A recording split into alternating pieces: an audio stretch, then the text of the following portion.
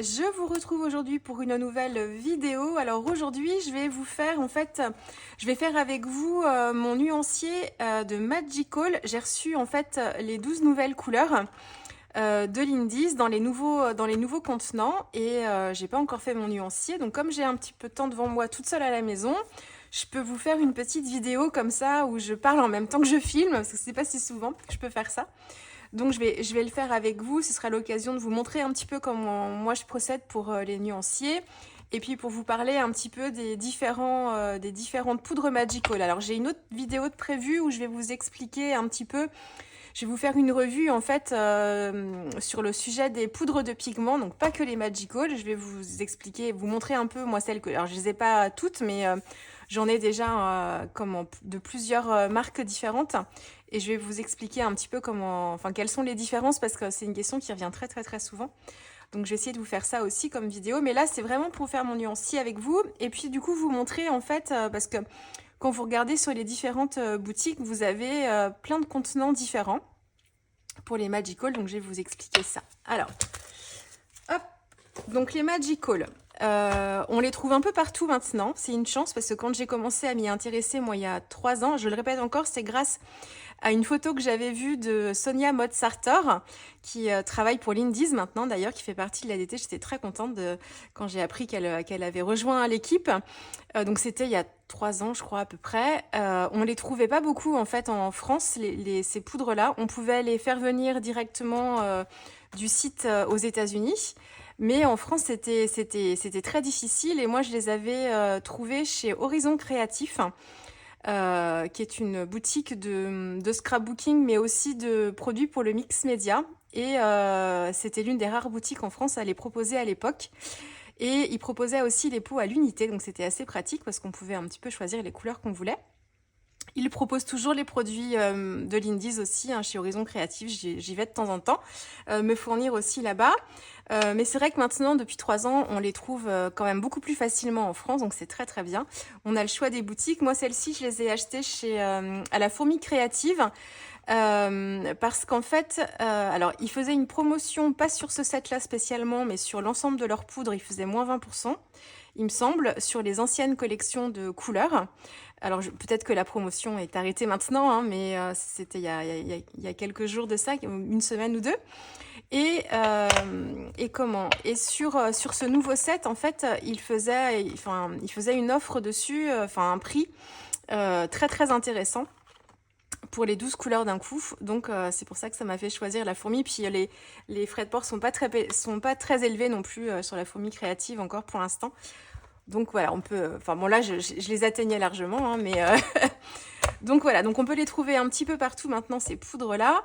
Alors les poudres Magical, vous les avez en plusieurs contenants. Alors sachant que, hop, ceux-là sont un peu particuliers, et ceux qu'on va retrouver maintenant, en fait, pardon pour le bruit, ce sont ces deux formats-là. Il faut que je vous sorte aussi, quitte à parler des Magical, ça, tac, et je voulais vous montrer aussi celle-ci, voilà, pour que vous vous y retrouviez. Donc, dans la gamme classique des Magical, en général, les Magical sont vendus en sets, c'est-à-dire que vous avez 5 couleurs à chaque fois.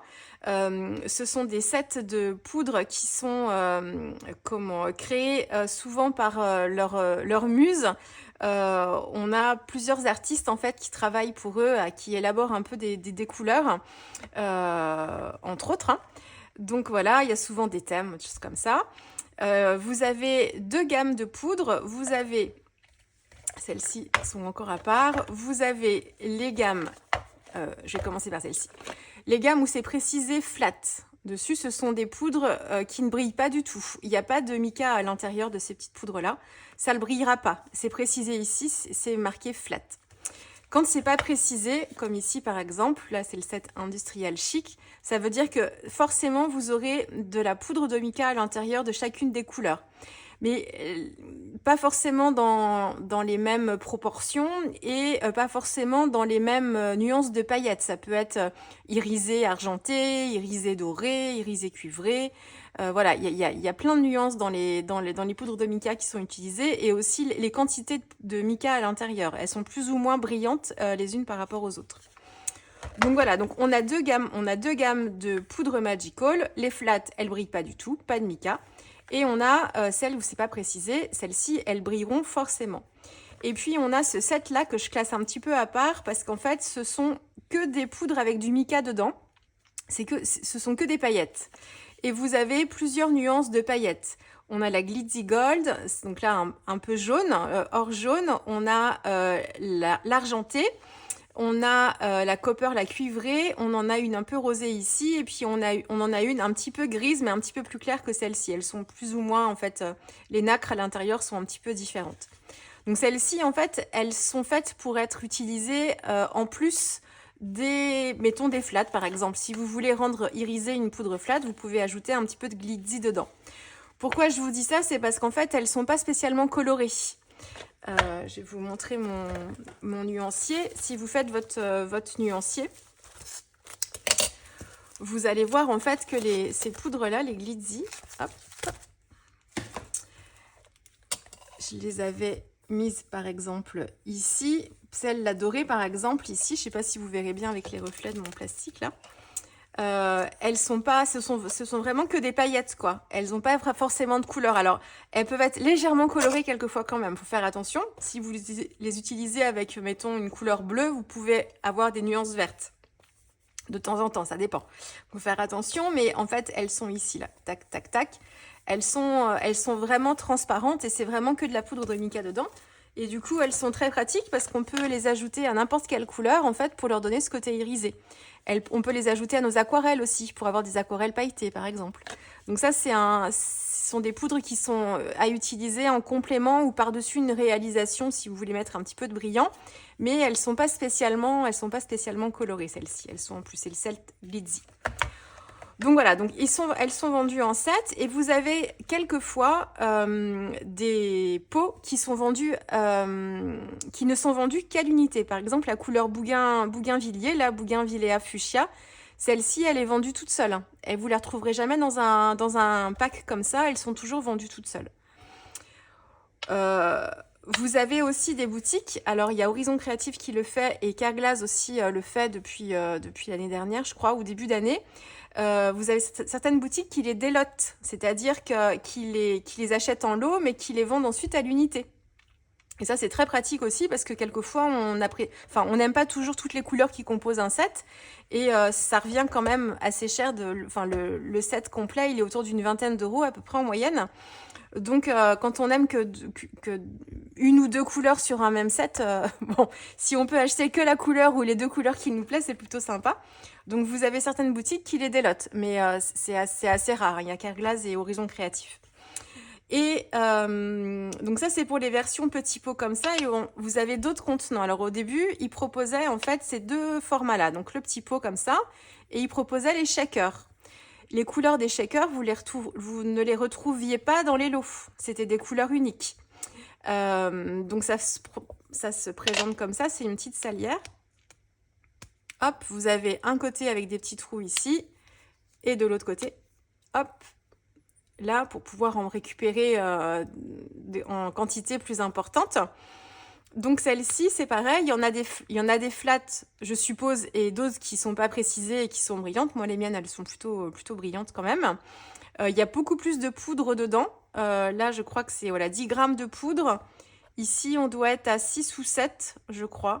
Et puis là, ça doit être à peu près kiff-kiff. Donc voilà, donc c'est exactement le même produit à l'intérieur hein, que les pots. C'est pareil, sauf que c'est le contenant qui change. Ils ont fait une série limitée, c'était un contenant, je pense qu'ils avaient en test, c'était des petits pots comme ça en fait, donc même système de salière, 3 trous, avec des couleurs bien particulières aussi, qu'ils ont proposé l'été dernier je crois, mais qui étaient en édition limitée, donc une fois que leur stock a été épuisé, voilà, ils en feront plus des comme ça. Donc c'est exactement le même produit encore une fois, c'est juste le contenant qui change. Il y en a un tout petit peu moins, je crois, dedans. Mais petite salière aussi et des couleurs intéressantes. Les couleurs des Swifters, elles étaient un peu moins multipigments en fait. Elles étaient pour celles, si vous êtes comme moi qui vous aimez, qui n'aimez pas trop quand ça pète de plein de couleurs différentes, parce que c'est souvent ça le problème des poudres en règle générale. C'est que quand elles sont composées de plusieurs couleurs de pigments, quelquefois ça peut déstabiliser un petit peu. Celles-ci, elles n'étaient pas trop multipigments. Donc ça, c'est les Swifters. Vous pouvez peut-être encore les retrouver dans certaines boutiques pour celles qui ont encore du stock, mais voilà, elles sont vraiment d'édition limitée. Et donc le nouveau produit, donc c'est le set là que je viens d'acheter, c'est en fait c'est Shaker. Alors c'est la version Shaker 2.0, il l'appelle comme ça. En termes de quantité, on ne doit pas être... Ah ben voilà, on a l'impression qu'en fait il y en a plus, mais ça fait 7 grammes, donc il y en a moins que dans leurs anciens shakers. Mais c'est exactement le même produit encore une fois. Des poudres, toutes celles que j'ai là, elles sont pas précisées flat, elles brillent toutes. On va voir ça ensemble, mais elles brillent toutes apparemment, enfin a priori. Et elles s'utilisent pareil. Et vous avez en fait, hop, quand on dévisse le petit bouchon, la petite salière toujours qui est protégée. Alors, il faut faire attention parce qu'on peut, hop, soit ouvrir la salière ici. Voilà, et ensuite on peut ouvrir aussi complètement le pot si on a besoin de récupérer plus de quantité de poudre. Donc voilà, donc c'est un nouveau contenant, mais c'est exactement le même produit que les petits pots, les shakers, les Swifters, voilà, c'est exactement la même chose. Alors, je vais vous expliquer un petit peu comment je procède. Je vais ranger celle-ci je n'en ai pas besoin. Celle-ci, oui, celle-ci, non. Je changerai ça après. Alors, ce set-là, il s'appelle, si j'ai bien retenu, Tea and Crumpets, si je prononce bien. Alors, j'ai regardé parce que ça m'a... Alors, bon, tea, ça va, je maîtrise. Mais crumpets, je ne voyais pas ce que c'était. Et en fait, ce sont des petits gâteaux, des petits biscuits.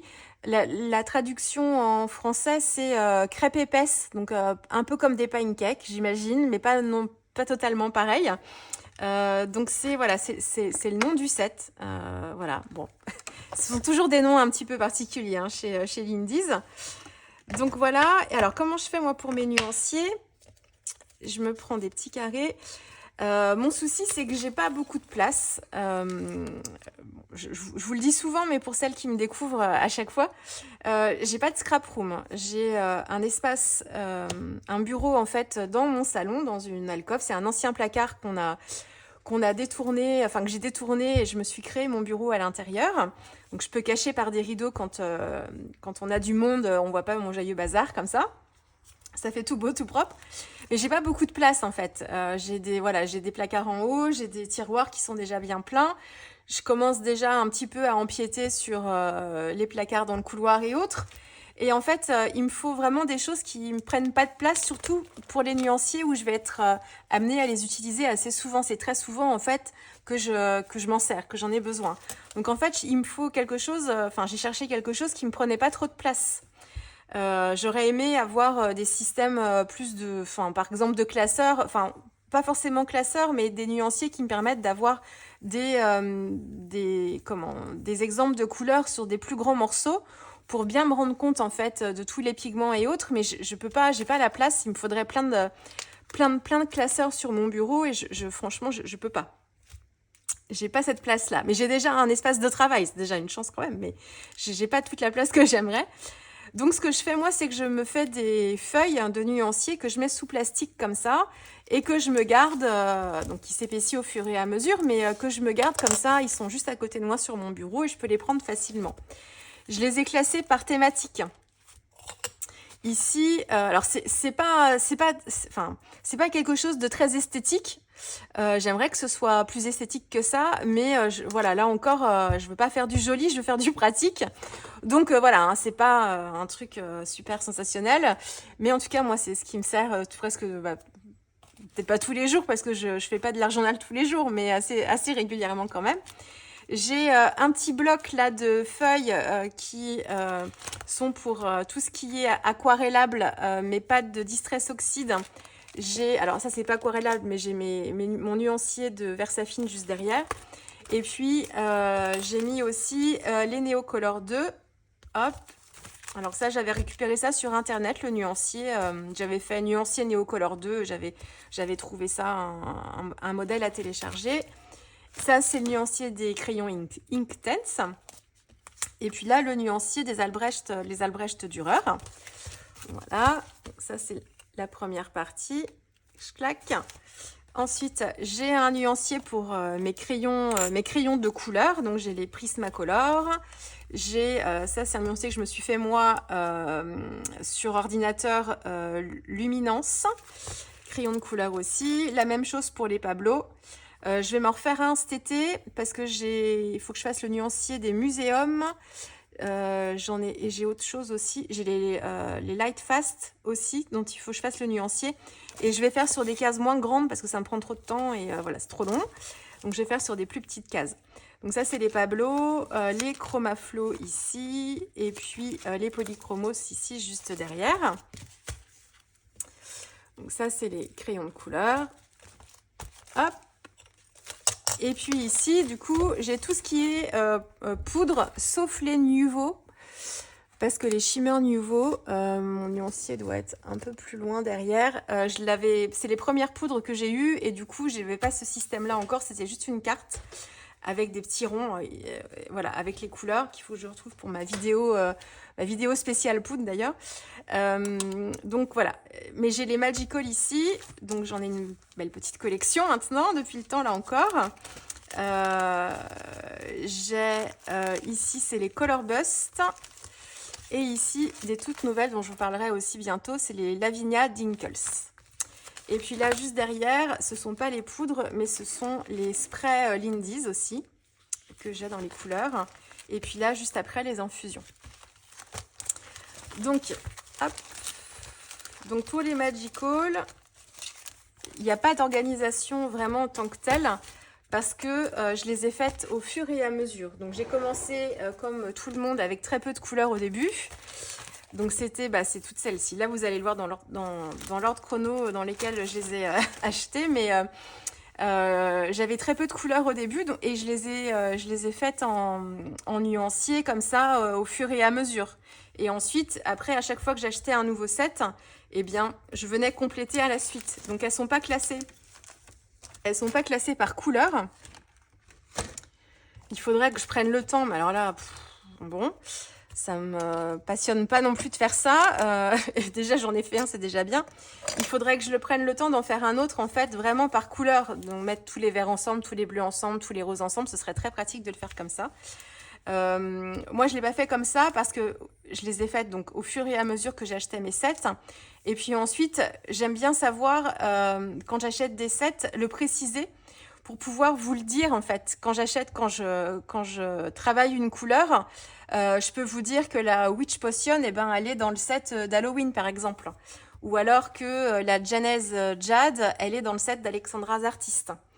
Si je les classe par couleur, je pourrais aussi très bien mettre le nom et le set dans lequel ils étaient aussi, mais j'aime bien avoir une vision complète de mon set de poudre Magical. Donc voilà, mais ce qui serait encore mieux, c'est de me les classer par couleur parce que j'aurai une meilleure lecture quand je veux choisir, mettons, un vert, un rose ou un rouge. C'est plus facile de les avoir quand même par gamme de couleurs. Mais là, ça m'obligerait à en refaire une partie et voilà. Donc, elles sont classées, enfin pas classées, du coup pas classées, mais mis au fur et à mesure en fonction de mes différents sets que j'achetais. Et puis, il me restait des espaces en fait, donc j'avais 5 à chaque fois 5, ça s'arrêtait toujours ici. Il me restait des espaces ici que j'ai complétés quand j'achetais des poudres à l'unité. Et en fait, je rajoutais, alors pas ici forcément, mais ici par exemple, la Yodeling Yellow, c'est une version shaker, je le précise ici. La Bougainvillea Fuchsia, qui est une couleur toute seule, pas vendue en lot, je l'ai mise ici. Voilà, c'était à la suite. Et je complète comme ça au fur et à mesure. Voilà, donc c'est pour ça que je vous dis que c'est pas forcément un nuancier très très organisé. Enfin, moi je m'y retrouve, mais voilà, après il y a mieux comme solution. Mais moi je fais en fonction de la place que j'ai chez moi et en fonction du temps que ça me prend. Je veux limiter vraiment le plus possible ce temps-là. Donc pour l'instant c'est comme ça. Alors, pour les poudres, du coup, là vous avez le nuancier des Swifter. Ici elles sont très irisées. Et ce que je vous disais, elles sont, alors à part celle-ci qui est une shaker, donc celle-ci elle compte pas, mais toutes celles-ci dans la série des Swifter, elles sont très irisées, argentées, en fait, c'est de la nacre un peu argentée, un peu blanche argent, et elles sont très peu composées de multipigments, en fait, il n'y a que celle-ci là, la Manta Ray Grey, qui a plusieurs pigments à l'intérieur, parce c'est un petit gris mauve. Mais toutes les autres, en fait, elles sont pas trop multipigments, quoi. Donc, moi, c'est ce que je préfère. Donc celles-ci, j'ai l'impression qu'elles sont un peu dans le même esprit. On va regarder ça ensemble. Donc, je me prends des petits morceaux, des petits carrés, comme ça, qui sont découpés dans le papier que je préfère pour les poudres. C'est le papier VSN Creative Florence Watercolor en Smooth White. Donc, je me suis fait des petits carrés. Ils font 3 cm par 3 cm, je crois, de mémoire. Oui, c'est ça. Et j'en fais toujours 2. J'en fais un où je vais saupoudrer la couleur dessus pour voir ce que ça me donne quand je pchite de l'eau dessus, si j'ai beaucoup de pigments, pas beaucoup de pigments. Et puis, j'en fais un autre où je vais, avec mon pinceau, peindre vraiment mon petit carré pour voir la couleur finale de la poudre quand tous les pigments sont mélangés ensemble. Je trouve ça important de faire les deux, de faire que tous les pigments mélangés. Et ben, du coup, d'accord, on a la couleur finale, mais quand on veut les utiliser avec les pochoirs, par exemple, et bien du coup on a quelquefois des surprises sur la composition des pigments. Donc je trouve ça bien d'avoir les deux, d'avoir les couleurs éclatées. Je dis les couleurs éclatées, les petits pigments éclatés, et puis la couleur finale qui peut nous servir aussi après pour faire de l'aquarelle, de la mise en couleur.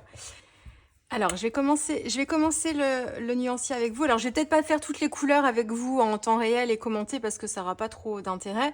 Je vais faire les premières et puis, je vais voir. Mais voilà, je pense pas qu'il y ait trop d'intérêt à tout vous faire en même temps avec vous. Mais vous verrez comme ça les visuels au fur et à mesure.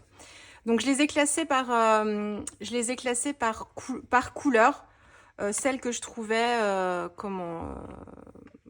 dans la continuité. Après, je verrai comment je les place dans mon nuancier de toute façon. Donc là, je vais commencer par la Darcy in Denim, si je lis bien, c'est écrit tout petit. Je vais prendre... j'ai pas forcément besoin d'un petit pinceau comme ça parce qu'il y a déjà un petit tamis là, donc c'est pas nécessaire. Il va me falloir un pinceau comme ça. Ça, j'en ai pas besoin. J'ai des pots d'eau devant moi. Hop, j'ai un essuie-tout parce que on va travailler je vais travailler sur ma plaque en verre et je vais en mettre partout. Je vais essayer d'être à peu près propre. Et je vais prendre mon pulvérisateur à recharge d'eau pour être un peu plus précise parce que je travaille sur des petits carrés. Voilà, alors du coup celle-ci. On va voir. Donc, je vous conseille de bien maintenir en fait avec votre pouce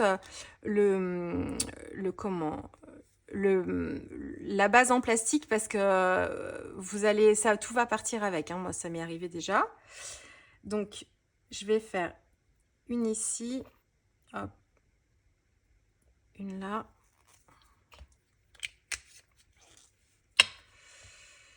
Je protège avec ma main pour pas mettre de la poudre partout. Bon, je vais avoir les mains sales. C'est déjà le cas parce que j'ai déjà fait des tests avec d'autres couleurs. Je pulvérise. Hop. Et j'essaye de faire bouger un petit peu les pigments dedans pour les dissoudre. Parce que c'est comme ça que je travaille aussi mes pages.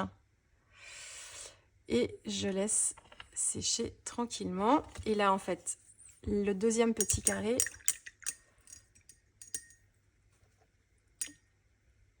Hop, je viens apporter de l'eau et je les travaille comme si je faisais de l'aquarelle avec.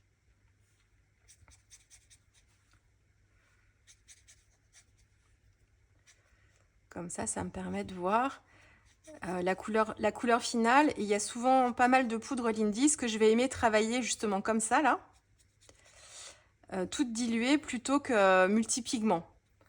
Parce que quelquefois, quand j'ai des pigments jaunes, des pigments bleus, des pigments verts, des pigments roses, ça fait trop de pigments pour moi. Par contre, je vais pouvoir beaucoup aimer en fait la couleur à la fin, quoi. Donc, alors voilà. Ensuite, celle-ci, c'est la Butter The Braid Blue.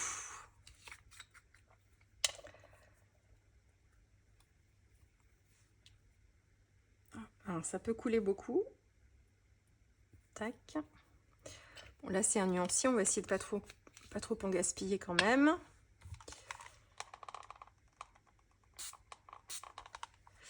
Alors, quand vous utilisez le spray, si vous voulez être plus ou moins précise, si vous mettez votre spray, ça marche pour n'importe quel spray, hein. Si vous voulez être précise en fait et pas trop éclater les pigments, il faut travailler vraiment proche du papier. Si par contre vous mettez beaucoup d'eau d'un coup, mais vous êtes proche du papier, plus vous allez lever et plus votre spray en fait va s'étaler, enfin va couvrir une surface un petit peu plus grande et du coup vous allez moins mettre d'eau, mais ça va plus éclater les pigments. Donc voilà, il y a plusieurs façons de travailler. Je vous donne des petites astuces en même temps. Alors, tac. Et en version aquarellée.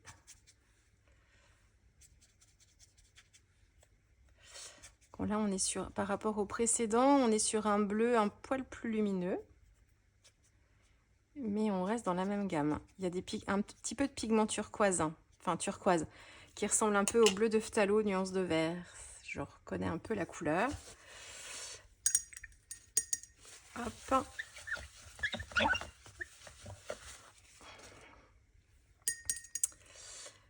Ensuite, celle-ci, Leeds. Alors, elles se vendent aussi à l'unité, hein, je vous l'ai pas précisé, mais elles se vendent pas qu'en lot, hein, donc vous pouvez choisir les couleurs que vous voulez, il n'y a pas de souci. Et ça, c'est partout, hein, c'est le conditionnement qui est comme ça, il est soit en lot, soit à l'unité. Leeds Coupa Titil.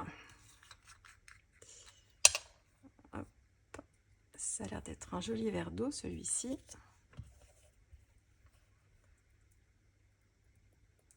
Tac.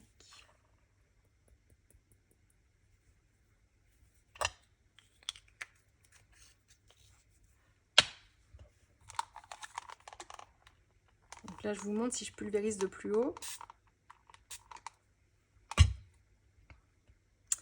Alors là, j'ai un pigment rose, mais à mon avis, c'est un reste de quelque chose. Je pense. Parce qu'il n'y en a pas ailleurs. Donc, hop. Et ici.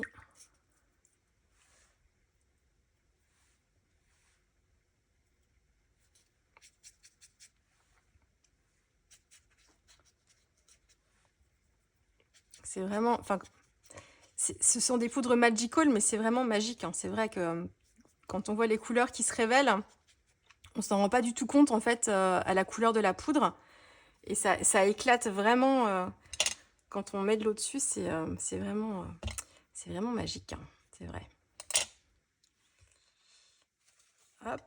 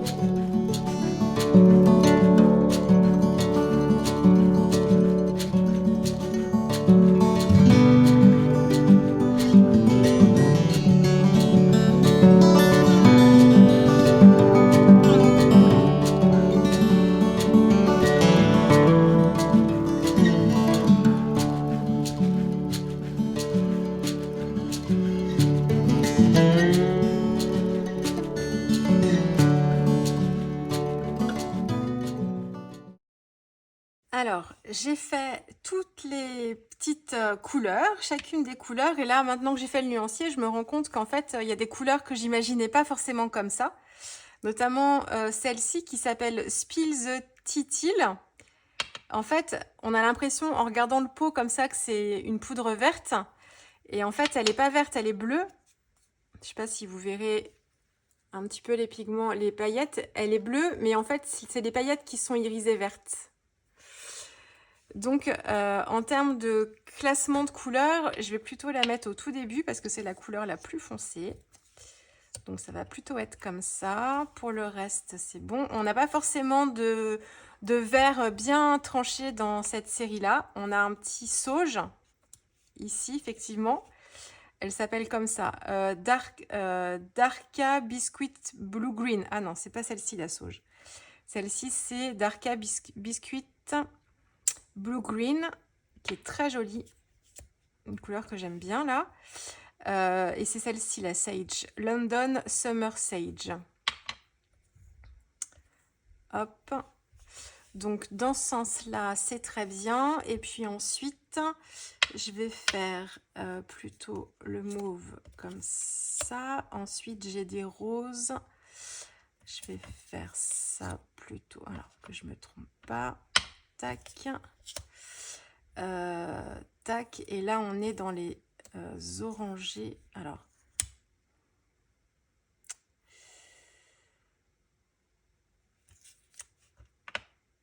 tac, tac. Ça, ce sera à la fin. Et là, j'ai un doute. J'ai l'impression que c'est plus comme... Non, c'est vraiment... Non, c'est comme ça. C'est comme ça. Tac. Hop. Voilà. C'est mon classement à moi. Hein. C'est voilà, c'est comme ça que je le ressens. Ensuite, je vais... alors après, c'est tout bête. Hein. Je les fixe avec un rouleau double face. Je me fais pas de repère, rien du tout. Je laisse un peu de marge parce que je vais écrire le nom au-dessus. Hop.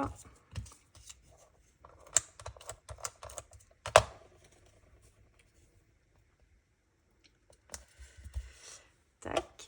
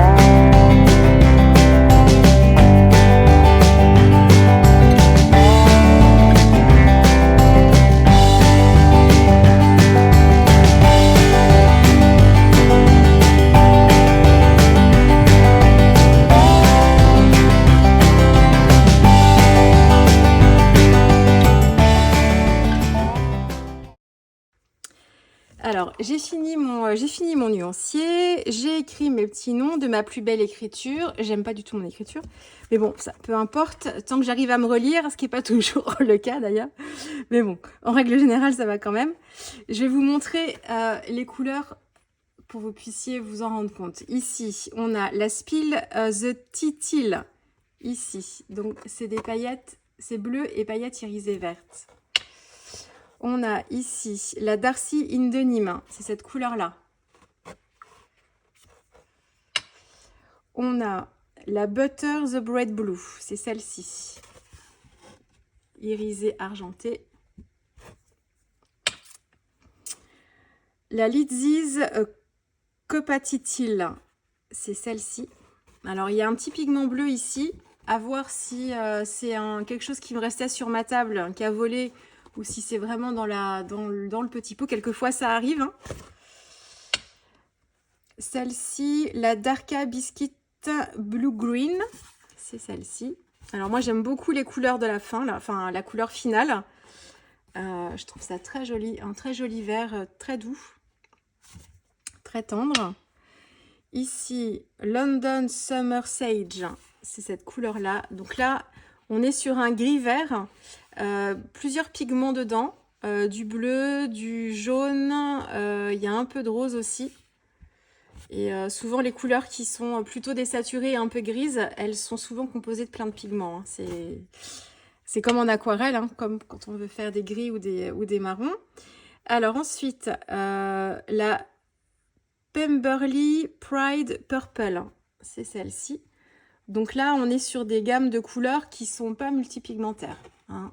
Donc si on veut les travailler avec un pochoir, par exemple, en les saupoudrant, on aura des effets aquarellés, mais on n'aura pas de multipigments. Moi, c'est ce que je recherche le plus souvent. Sauf si les multipigments, en fait, elles sont dans la même gamme du cercle chromatique, c'est-à-dire un vert avec des pigments bleus et jaunes, mais qui soient proches quand même les uns des autres. Ça me gêne moins. Celle-ci, la Pass the Jane. Ça me fait rire. C'est ce rose-là. Alors celui-là, il brille, mais c'est pas forcément flagrant. Mais ensuite, on a Have a Scone Either. C'est celle-ci. Donc un petit rose tout doux.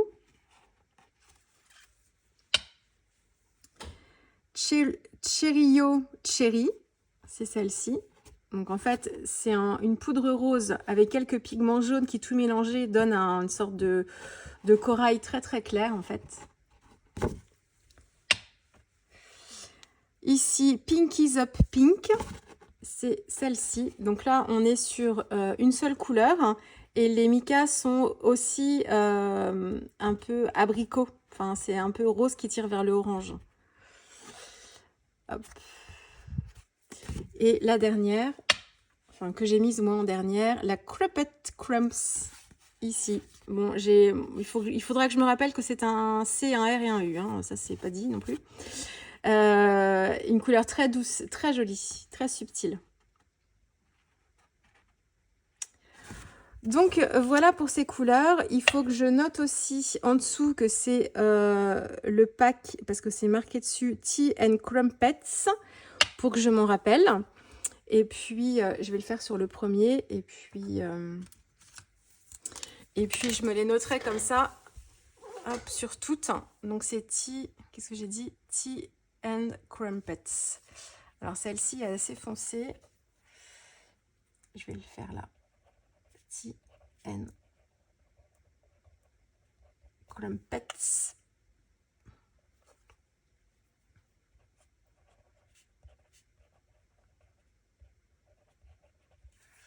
Hop, je vais le faire sur toutes. Hein. Là, je ne le fais pas avec vous, mais je le ferai sur toutes pour bien m'en rappeler. Et puis, il va falloir que je me trouve une nouvelle petite pochette plastique. Une nouvelle petite pochette plastique pour venir, en fait, mettre, hop, celle-ci juste à côté. Et pour compléter comme ça mon nuancier.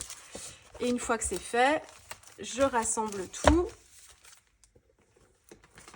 Tac, tac, tac. Alors, j'ai une pince. En fait, je vous ai dit, hein, j'ai plusieurs pinces.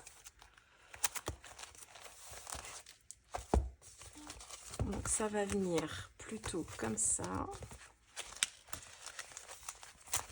Tac. Donc une pochette plastique pour la mettre. Là, je l'ai pas sous la main, mais donc ça, ce sont mes poudres.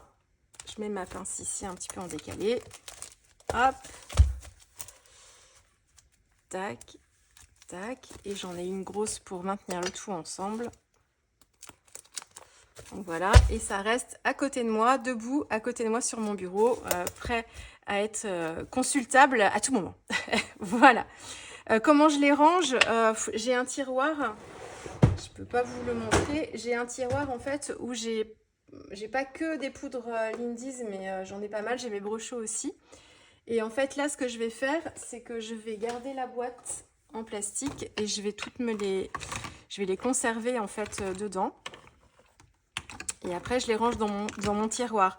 Donc, en fait, toutes celles que j'ai achetées dans des sets, elles restent en fait donc, toutes celles que j'ai achetées dans des packs comme ça, elles restent dedans. Je les range comme ça. Ça me permet de les retrouver plus facilement et de les laisser en fait par gamme.